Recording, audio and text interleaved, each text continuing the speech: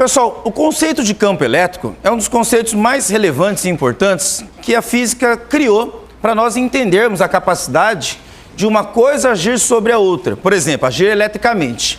Mas agir como? Agir a uma certa distância. Uma das maiores dificuldades que a física teve durante algum tempo da sua história foi entender como é que uma coisa consegue atuar sobre outra a uma certa distância. Isso aconteceu inclusive com a gravidade. Durante muito tempo nós interpretamos a gravidade como sendo o movimento natural dos objetos pesados. Então, por exemplo, se eu pegasse um objeto como uma pedra e soltasse, acreditava-se no passado que essa pedra caía porque ela era pesada. E ela estava simplesmente retornando ao seu lugar natural, porque o lugar natural das coisas pesadas eram embaixo. Ninguém interpretava, naquela época, que a gravidade era uma ação de uma força que a Terra exercia sobre os objetos, como nós chamamos hoje de força da gravidade. Na época, quando Newton propôs a ideia de que é uma força que faz os objetos caírem, muitas pessoas se questionaram como é que a Terra podia agarrar um objeto longe dela e puxá-la para baixo. Entendeu? Porque naquela época as pessoas viam que a ação de uma força era uma força de contato. Tipo, eu pego essa mesa e venho e puxo ela. Todo mundo vê eu puxando ela, não vê? Por quê? Vocês me veem com a minha mão segurando a mesa e puxando. Esse tipo de força nós chamamos hoje de força de contato, porque é um contato direto entre quem aplica a força e quem sofre a força.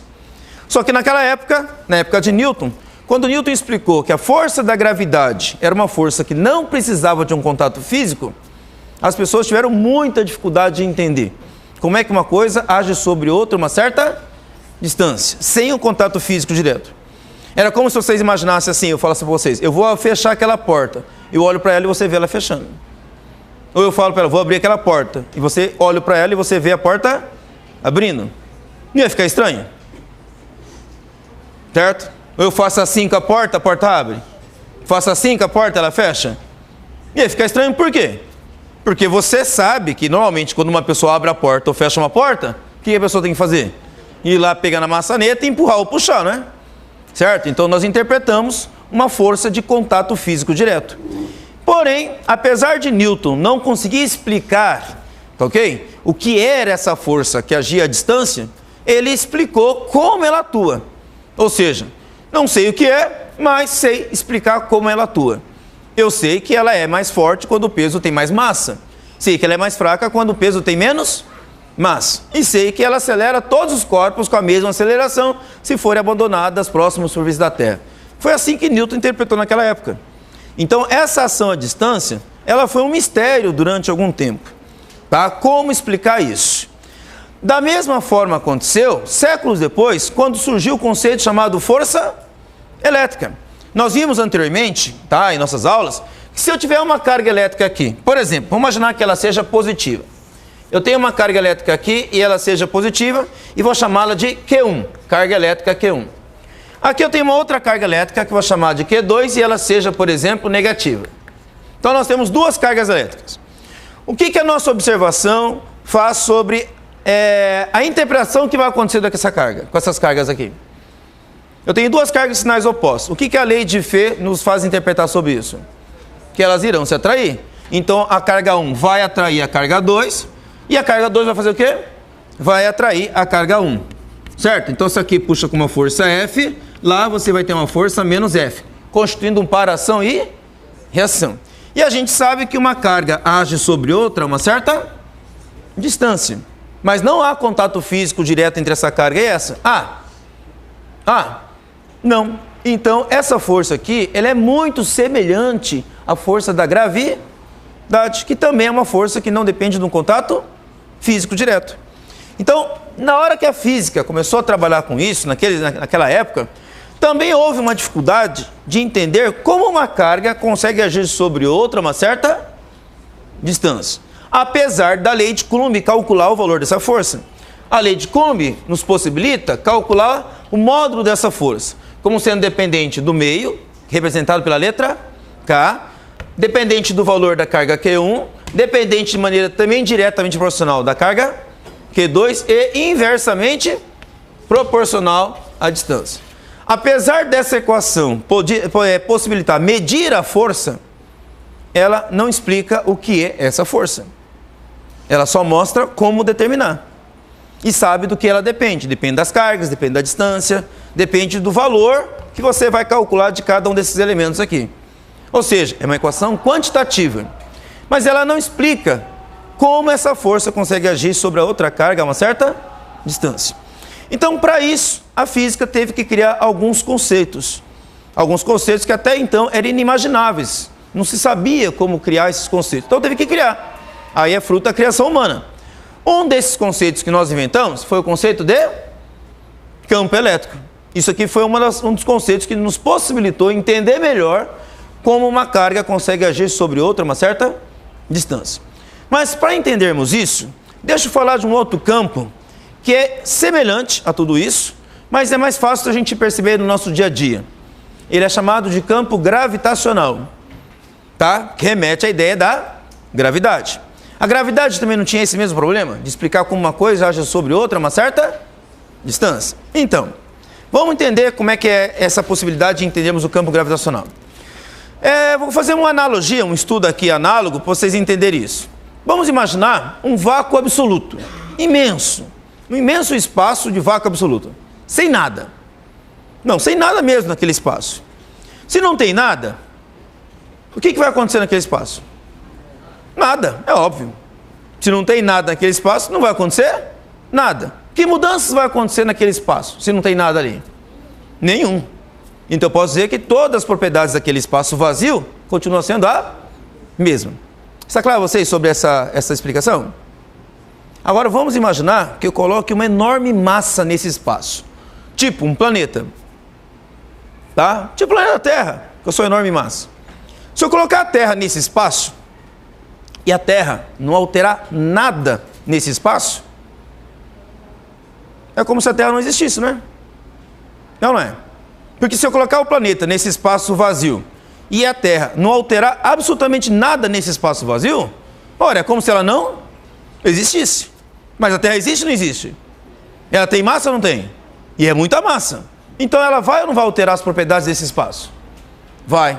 Apesar, ok, de você não entender como isso vai ser alterado, uma coisa eu posso garantir, vai ser alterado. Porque, como eu disse para vocês, se não for alterado nada nesse espaço, nenhuma propriedade for modificada, é como se a Terra nem existisse. Mas você colocou o planeta. Então, se você colocou, alguma coisa teve que mudar. Certo? Isso que foi mudado devido à presença da massa planetária, nós chamamos de campo gravitacional. Então, o que é o campo gravitacional? São as propriedades daquele espaço que havia e que sofreu uma mudança devido à presença da massa planetária. Alguma coisa mudou ali. Certo? E como é que eu percebo que alguma coisa mudou? Colocando uma outra massa naquele lugar.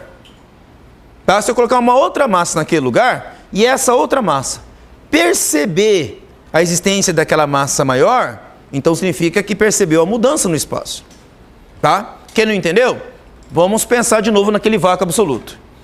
Tá? Se eu imaginar um vácuo absoluto e não tem nada, e eu pego uma pequena massa e coloco naquele espaço, como a massa é pequena, então ela vai perturbar pouco aquele espaço. E como o restante não tem nada, o que acontece se eu pegar essa pequena massa e jogar ela lá? Dar ela uma certa velocidade. Bom, ela vai estar em movimento. O que diz a lei da inércia de Newton? Todo o corpo está em movimento, tende a permanecer em movimento, retilíneo e uniforme. Então, como aquele espaço vazio não tem nada no meio do caminho, como é que aquela pequena massa vai andar? Em linha reta. Por quanto tempo?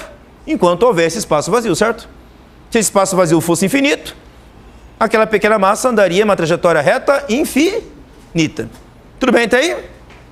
Agora vamos pegar essa massa planetária e vamos colocar ali, naquele espaço. Coloquei ali. Ao colocar essa massa planetária ali, essa massa planetária vai alterar alguma coisa nesse espaço. Vai. Alterar como? Bom, vamos pensar um pouquinho? Eu vou longe dela agora. Aquela massa planetária que está naquele espaço e alterou alguma coisa. Não sei o que ainda, o que está alterando lá.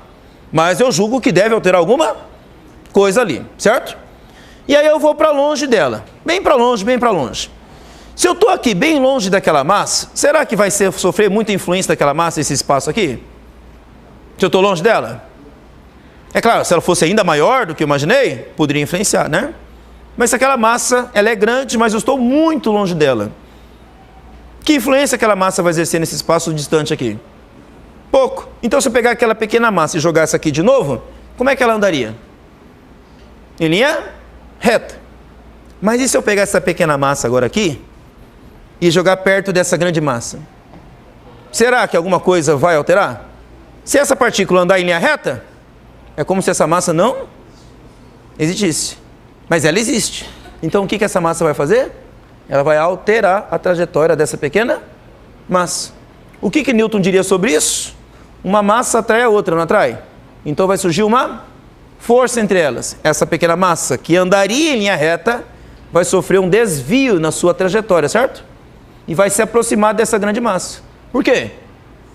Porque está sendo atraída. Então o campo gravitacional, certo? Ele perturba esse espaço. Perturbando de que jeito? Dando origem à possibilidade de produzir forças. Uma força da gravidade, por exemplo. Então, para que serve o campo gravitacional? Ele serve para atuar sobre outras massas e produzir nessas outras massas uma força. Que força é essa? Como é que eu chamo essa força? Força gravitacional. Certo? Mas como surgiu essa força gravitacional? Surgiu das propriedades do espaço ao redor dessa grande massa planetária que sofreu alteração devido à presença dessa massa. Tá? Deixa eu fazer uma analogia agora meio esdrúxula, mas eu acho que vai ficar fácil de vocês entenderem. Imagine que a garota está andando com o namorado, certo? Os dois estão andando em linha reta, seguindo o caminho deles, por exemplo, numa rua, certo? Ok? Andando em linha reta.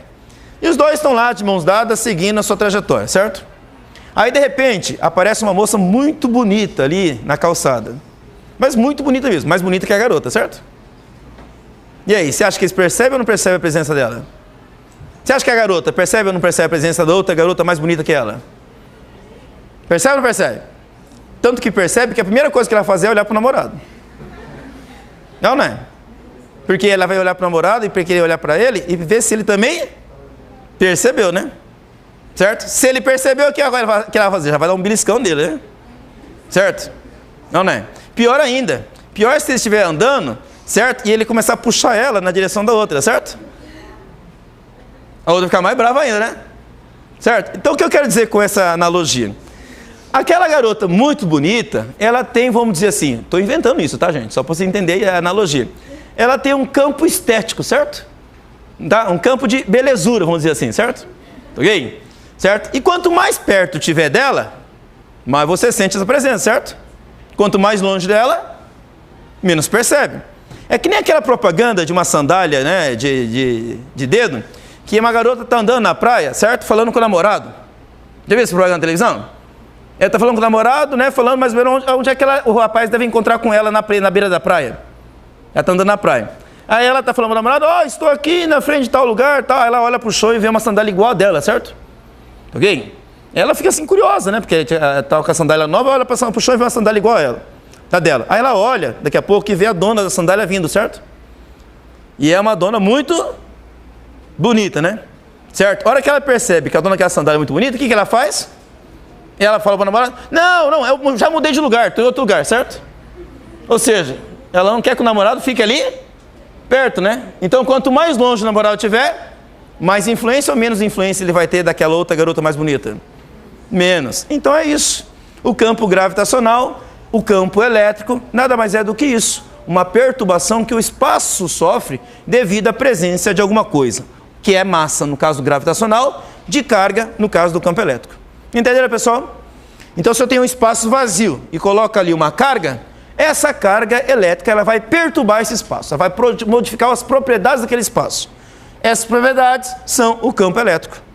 Tá? O campo elétrico ele é a manifestação da presença daquela carga. Se eu pegar uma outra carga pequenininha, que eu vou chamar de carga de prova, e colocar ali perto, essa carga pequenininha vai sentir a presença da outra carga. Sentir através do campo elétrico. O campo elétrico vai agir sobre aquela outra pequena carga e vai produzir o que naquela pequena carga? Uma força. Então a força gravitacional é a manifestação do campo gravitacional e a força elétrica é a manifestação do campo elétrico. E para que eu usei a massa pequenininha ou para que eu usei a carga de prova? Para provar que existe um campo.